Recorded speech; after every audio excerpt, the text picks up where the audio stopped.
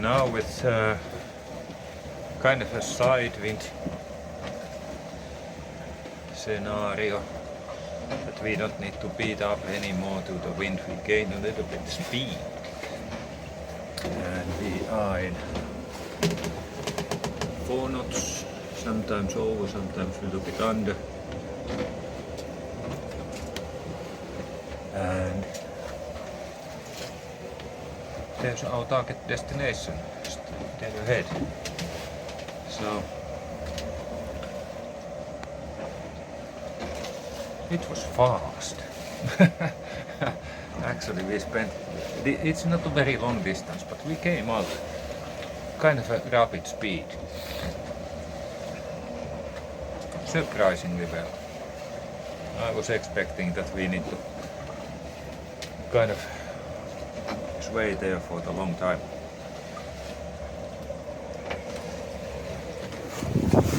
Ooh, I will look at the... Once we get there, I will look at the weather forecast and the measurements that they measured on the nearby island. It's something like 10-15 kilometers away, so it should be quite accurate. But to me, that looks now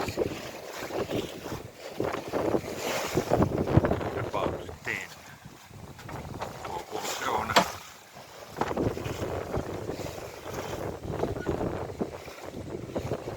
Roughly 10, maybe a little bit under already, because the amount of whitecaps is reducing.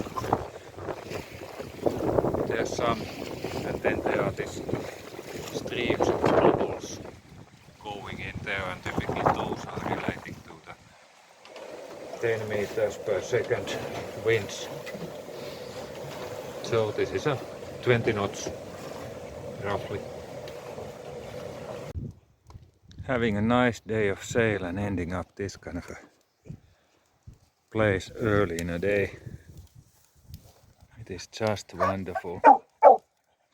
She just doesn't want to be tied down because there are sheep in here.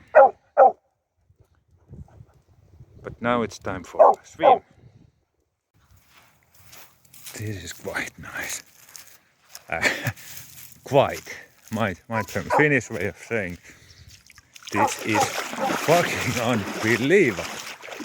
You know?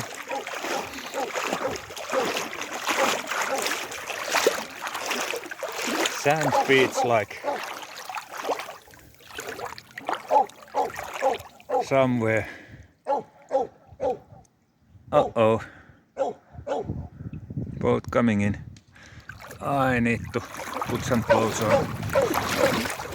I'm all out of battery, but let's see what I get into the film. We are at Kråkskär Island in middle of the Ulkrona. Look at those trees. Huge, and they are old.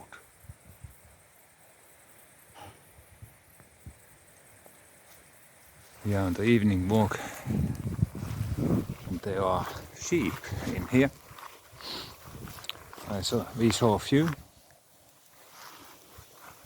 and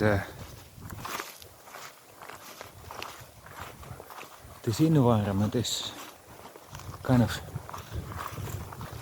interesting. So we have this serenade of the Kaskas in here, and waves can be heard all over the island. Yet you still get some wind protection in the middle of the island, even that this is very, very small.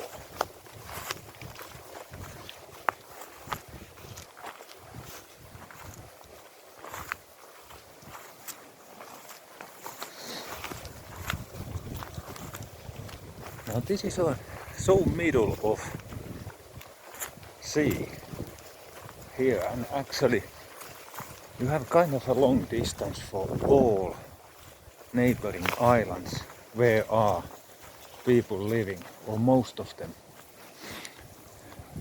Yet still, people have been living here. There are old stone fences in here and story about the fisherman.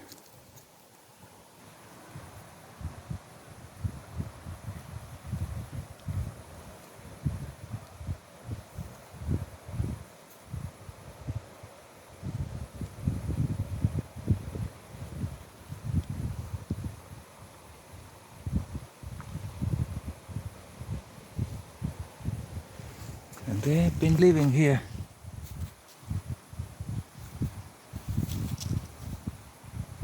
until 1956.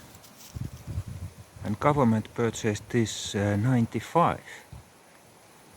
And their house is refurbished 2004.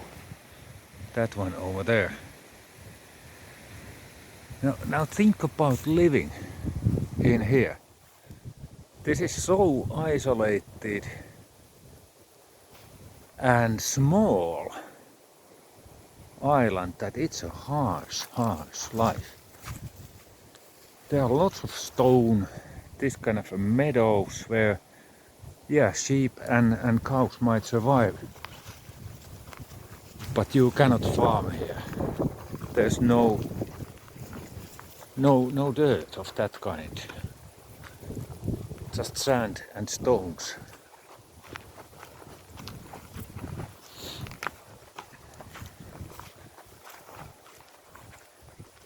But the place still has a kind of a good mojo.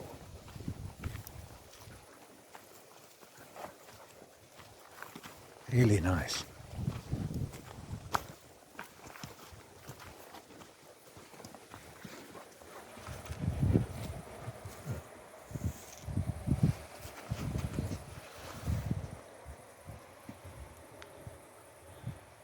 The size is only 12 hectares, and there has been even 16 persons living here.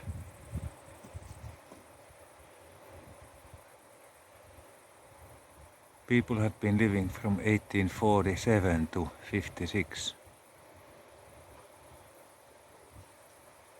Fishing, hunting seals. Some potato and vegetables.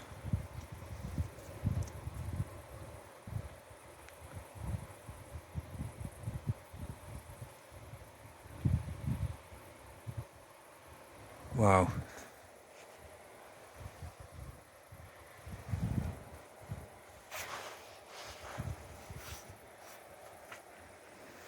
And where we are, it's like here.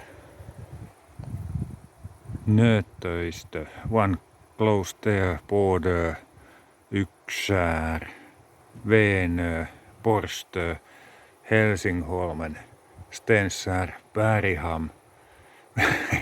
We are in the middle of the Kullkrona Fjärd, or what I say, it's Hjörtonharufjärden here, and Kullkrona is said to be here, and Glopskär. Wow. Sometimes you learn something new. I knew that seals were hunted by shooting them on the ice. But they have been hunted also with nets. And the dogs were an important part of finding the seals under the ice and where to put the nets. So the nets were put into the places where seals came to breathe. They have breathing holes in there. Pretty efficient, I have to say. One needs to come to the surface and then you kind of get into the net and most probably drown. Now here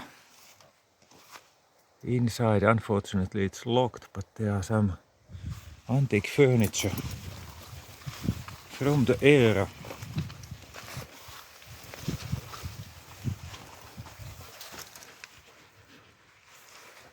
There's a bed that is can be pulled out from the side. We have had one of those. Very narrow seat, kind of a sofa in there.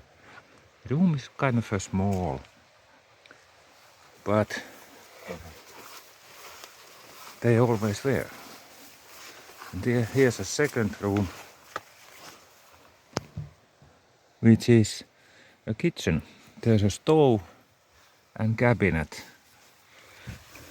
And that's about it. That's what you get to fit into this kind of a house. Here you can see the stove. Oh, it is the similar kind that I have. Almost the same. I think this is just an older model of the same thing, or smaller model of what I have.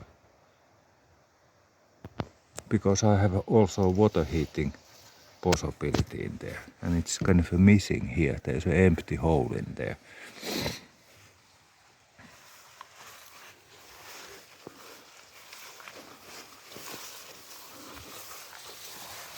And here is Porstua.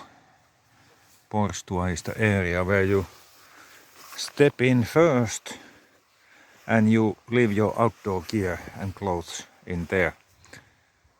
So you undress there and then you proceed into the house, which is 2 rooms, kitchen and a room.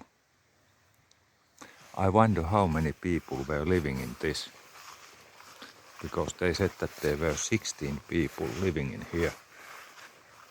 And if that's for one family, then there has to be some other houses. Now here they are explaining about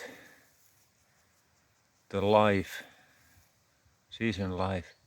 Now look at him. He's slim, working hard.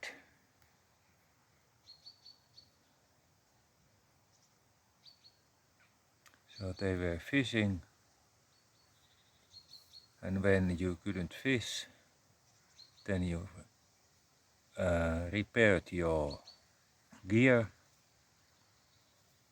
Also kids were participating. And if they could fish enough, they could actually sell some of the fish at the market space.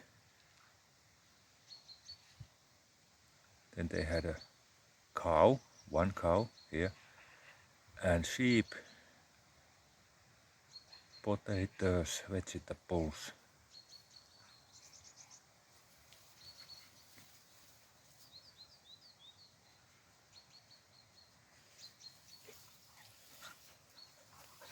And at autumn they were then making meat from the sheep.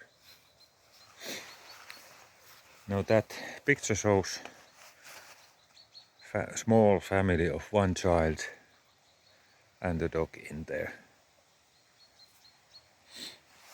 Very small, because about the same time my mother was living with her sisters and they were 12, and that was kind of a common to have a big families. Let's go to see what that is saying. I need to fix the leashes on the dogs. Here are some photos about the daily routines.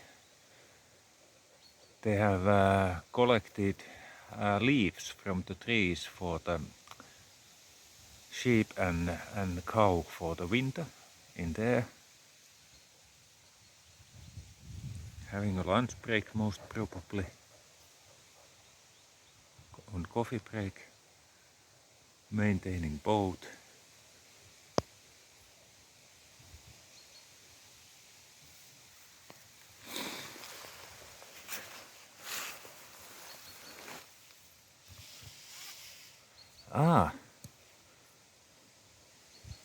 So what they did is that they fished all the way to the north side of the Åland, because there was a good fishing places.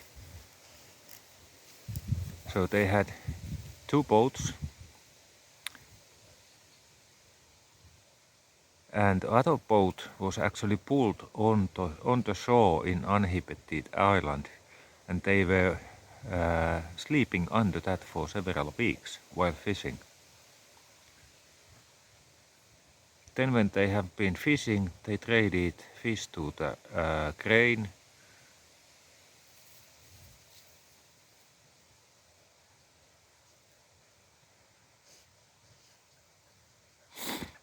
And they have a signaling system, so when the Kalle got sick and couldn't move from the bed, then Esther, his wife, took a box on top of the hill as a sign that now we need help. So Revskär Gottfried from the Revskär noticed the sign and actually succeeded to sail in here in heavy weather. And then they went to get the doctor from Nauvoo, and he had keuhkokuume, lung disease, severe lung disease, and Kalle healed from that. Wow. That shows a little bit about the reality of life, that you don't have the help close by.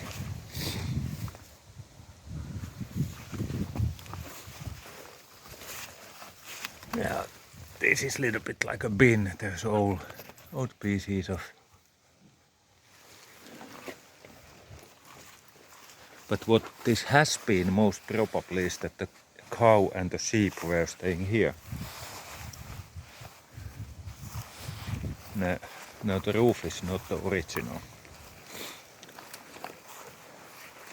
And next to that is outhouse. And then there are 2 other pens for sheep.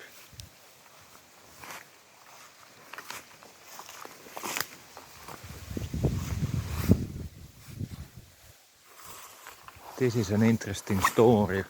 It's not only a story about the island. It's a story about the family. And it is a story about harsh life in middle of the sea on very, very small island. But actually where the house is, it is perfectly placed. It has kind of a wind protection from all the directions, and it's a good place to live.